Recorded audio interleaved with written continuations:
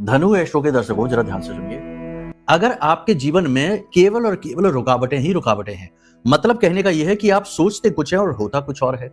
रिश्ते नातों में भी आपके मान सम्मान नहीं है और आपके जीवन में हर जगह पर रुकावट है। चाहे आप किसी को पैसे दे दें तो वो वापस नहीं करता, आप किसी से पैसे ले ले तो आप चुका नहीं पाते हैं। बिजनेस, व्यवसाय, नौकरी, सब जगह केवल आप ठोकर ही खा रहे हैं। तो इसका मतलब यह है कि आपकी जन्म पत्री में कोई पाप ग्रह योग है जो आपके जीवन में बाधा का कारक बना हुआ है।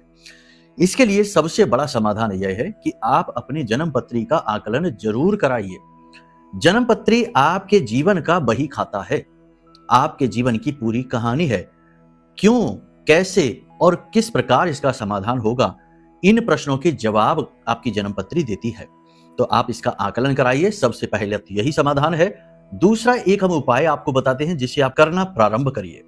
इस उपाय का फल आपको धीमे धीमे जरूर मिलेगा, लेकिन इतना शक्तिशाली होगा कि यह आपके भाग्य के हर दरवाजे को खोल देगा और आपका जीवन सुख की कहानी, सफलता की कहानी बनेगा। जी हाँ, क्या करना है आपको, ध्यान से सुनिए। कोशिश आप ये करिए कि महीने के हर शनिवार आप इस उपाय को करें और जल्दी से इंस्टेंट रिजल्ट पाने के लिए आप किसी भी शनिवार से शुरू करके और अगले शनिवार तक इस उपाय को कंटिन्यू करें। ठीक है, क्या है उपाय, ध्यान से सुनिए। आपको अपने नजदीक के मंदिर में जाना है, 2 कटोरी लेकर जाना है। एक कांच की कटोरी में मीठी खीर बनाकर ले जाना है। हनुमान जी का मंदिर हो तो अति उत्तम है। मीठी खीर भगवान को यानी कि राम दरबार में आपको रखनी है। और जो तेल, 1 कटोरी और ले जानी है। स्टील की कटोरी हो सकती है, लोहे की हो सकती है, अन्य किसी धातु की नहीं। उसमें सरसों का तेल भरकर ले जाना है और अपनी छाया देखकर उस तेल को भगवान के चरणों के पास, श्री चरणों के पास रखना है। हनुमान जी के श्री चरणों के पास रखना है। इस उपाय को आपको हनुमान जी के मंदिर में ही करना है, ये याद रखना है।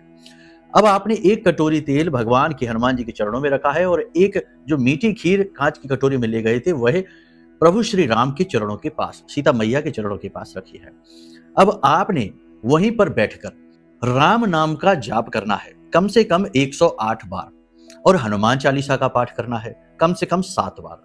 1 बार बजरंग बाण का पाठ करना है और उनसे निवेदन करना है कि प्रभु हमारे जीवन के हर संकट को हर लो, हम आपकी शरणागत है।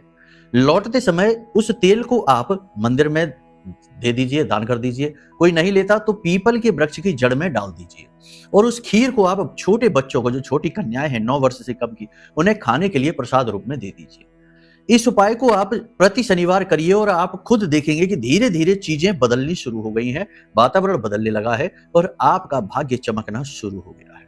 करके देखिए, फिर बताइए। जय माई की।